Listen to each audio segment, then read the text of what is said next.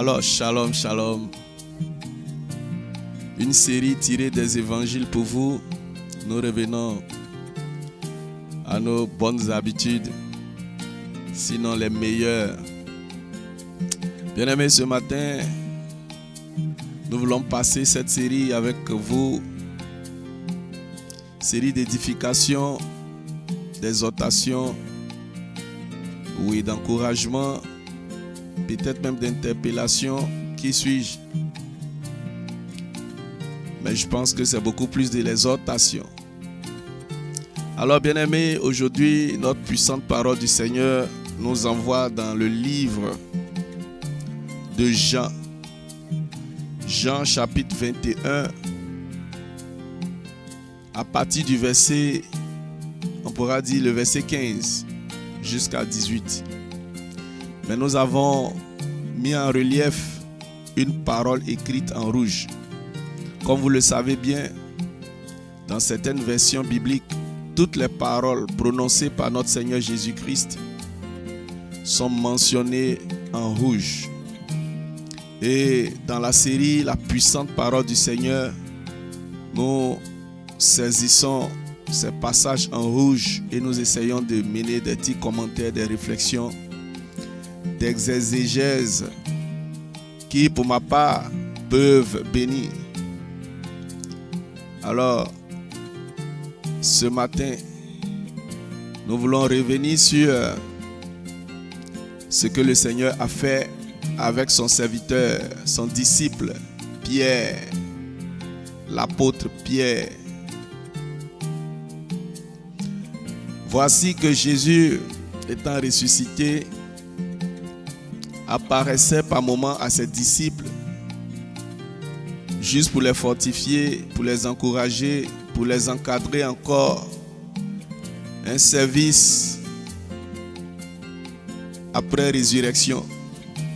Si c'était dans le marché, j'allais dire un service après vente, ou alors même un service post-alliance, post-Golgotha, tout ce qu'on pourra dire. Alors écoute, Jésus l'ayant paru, je veux dire pour cette fois-ci, c'était la 3e fois, la Bible nous le dit clairement. Il a procédé à un échange avec Simon-Pierre. Et vraiment cet échange a tout un sens. Nous allons partager cela maintenant. Jésus appelle son serviteur. Il venait de manger un bon plat, un poulet, un poisson braisé que Jésus lui-même a pris la peine de faire. Seigneur, j'ai hâte de participer aux noces de l'agneau parce que ces choses seront encore disponibles. La Bible dit dans Jean chapitre 21 à partir du verset 15, un peu plus haut, que le Seigneur lui-même a fait un feu, des braises.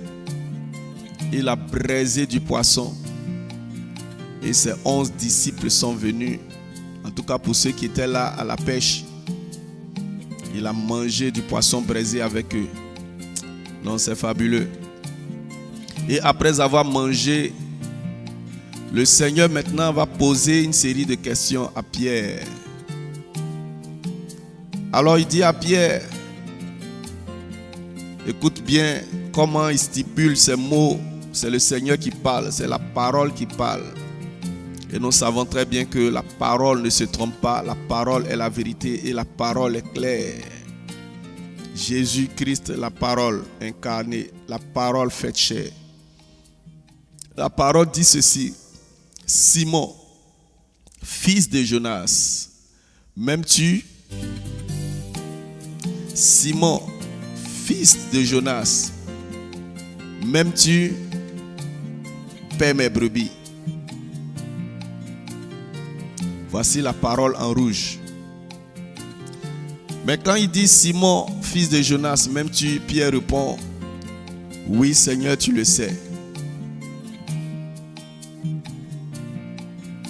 oui Seigneur, tu sais que je t'aime.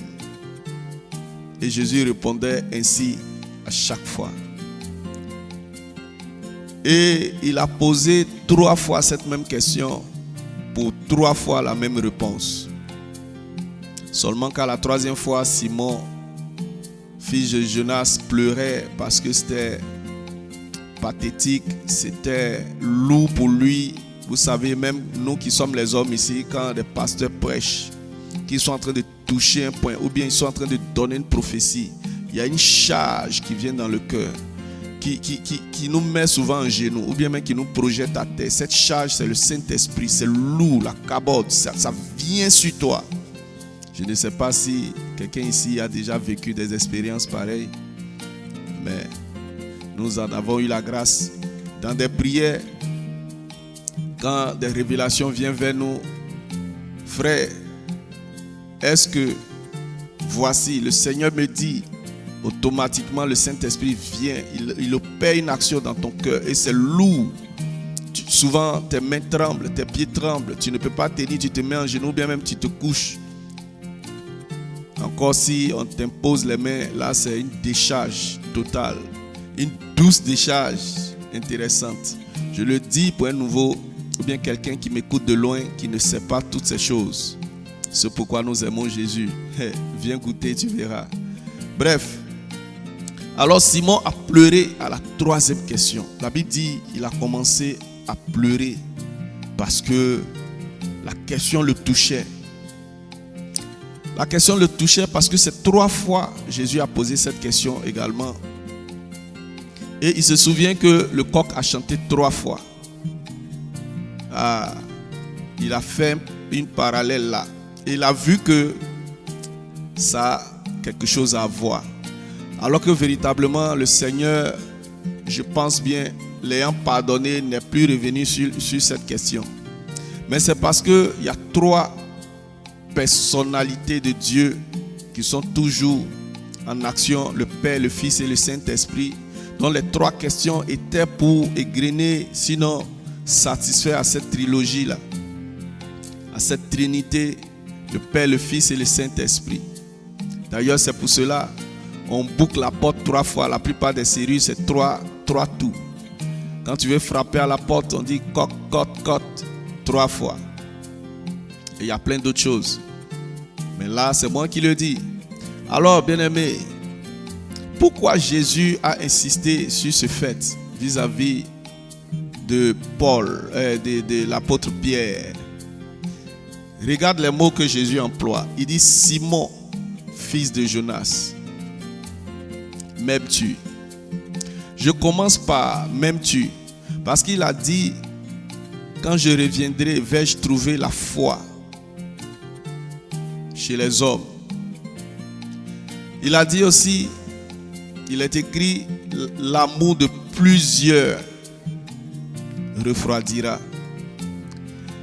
Alors, l'amour qui peut refroidir laisse voir clairement que la première des choses qui fait que l'homme peut se désabonner de la mission, de la parole de Dieu, de toute la grâce que Dieu nous a donnée, c'est l'amour.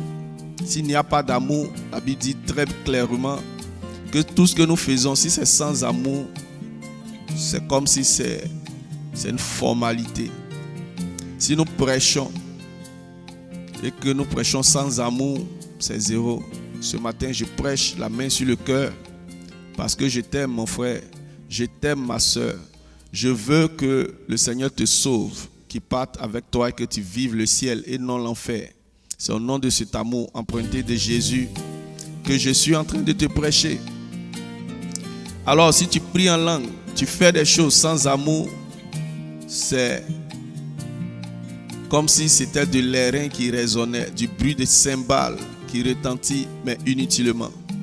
Voici pourquoi Jésus a voulu s'assurer, est-ce que Pierre va l'aimer jusqu'à la fin? Parce que dans ce passage, celui qui a écrit ce texte dit que Jésus, il était le disciple aimé de Jésus. Il aimait, dit le disciple que Jésus aimait. On ne trouve nulle part ce mot ailleurs si ce n'est dans l'évangile de Jean.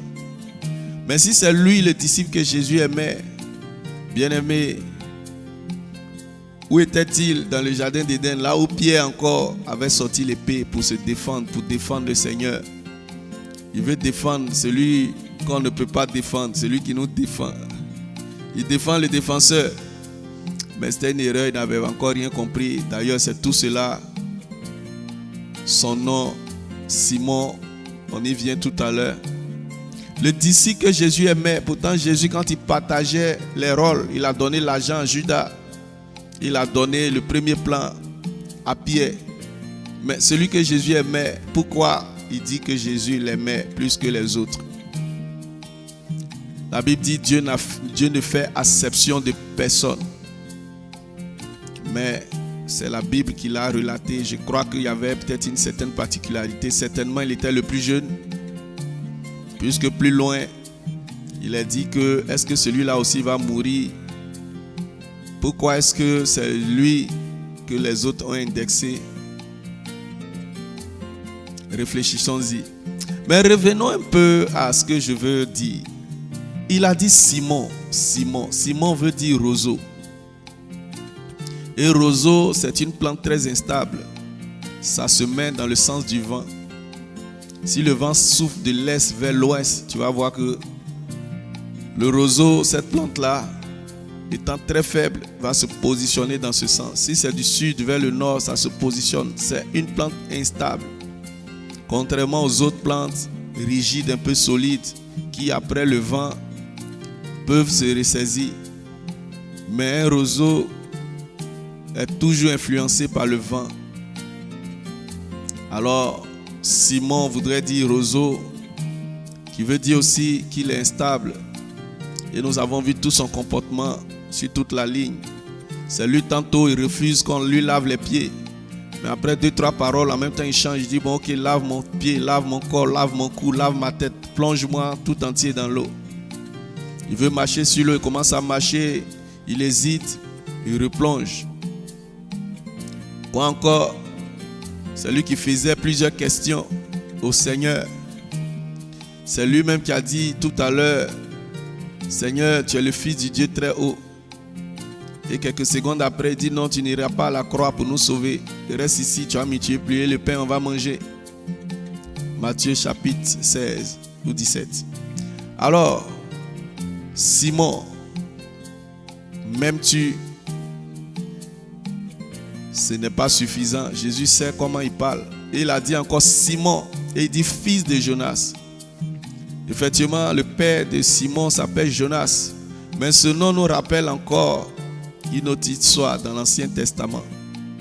Un serviteur, un prophète à qui Dieu a confié une mission d'aller prêcher à Ninive pour que Ninive se répande. Qu'est-ce que Pierre a fait? Jonas a fait en sortant. Jonas a pris un bateau, il a pris notre direction. Il dit non, je ne peux pas faire cela.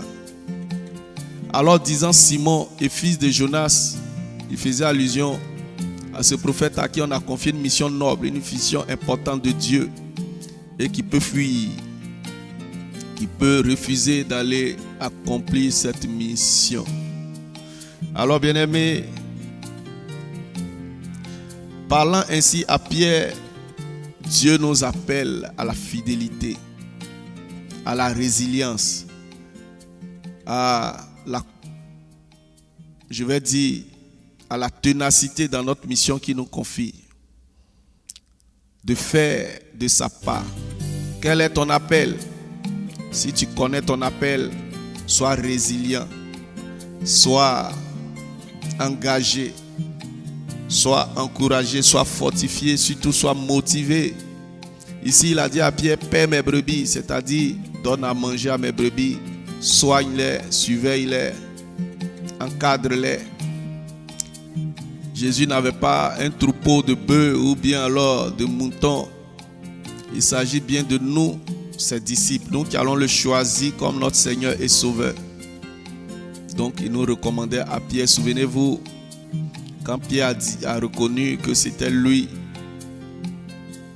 le Fils du Dieu très haut, Jésus lui a dit, tu es Pierre, sur cette pierre je bâtirai mon église.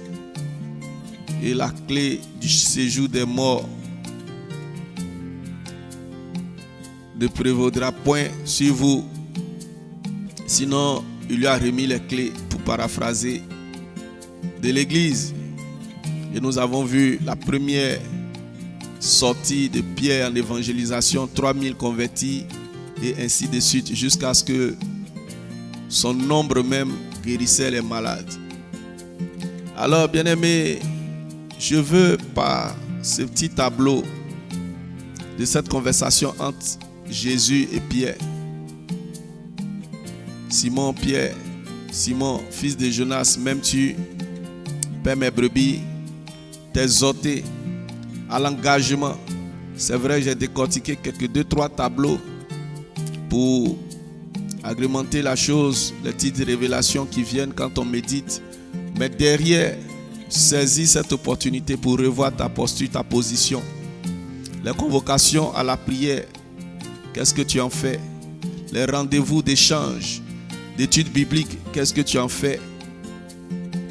Ce n'est pas seulement les dimanches, les autres occasions sont de bonnes occasions pour que Dieu te bénisse et pour que tu lui prouves ton amour, ton engagement. Tu as le temps par moment. Ce n'est pas toujours que tu n'as pas le temps. C'est vrai, la toute dernière fois, tu n'as pas eu le temps. L'avant-dernière fois, tu n'as pas eu le temps. Mais avant ça, il y a eu des fois où tu as eu le temps, mais tu as dit, bon, je suis fatigué. Tu as cédé à la fatigue. Écoute, si Pierre devait dire, Seigneur, je vais le faire, mais je serai souvent fatigué. Seigneur, je vais le faire, mais souvent la pluie va m'empêcher. Seigneur, je vais perdre tes brebis, mais seulement parfois je vais avoir faim, donc je serai découragé de venir. Est-ce que l'église allait arriver à ce niveau-là où tu es? Réfléchis sur ces choses et engage-toi à fond. Je ne sais pas si je suis bien placé pour te le dire, mais moi aussi, je me parle à moi-même. Et que le Seigneur nous aide. Et que le Seigneur nous aide. Seigneur, bénis tes enfants, bénis mes frères et sœurs ce matin. Communique-leur la force. Tu as dit une force viendra sur vous. Que cette force nous embrase et que nous soyons motivés pour toujours. Merci notre Dieu. À toi, honneur, gloire et puissance au nom de Jésus. Amen.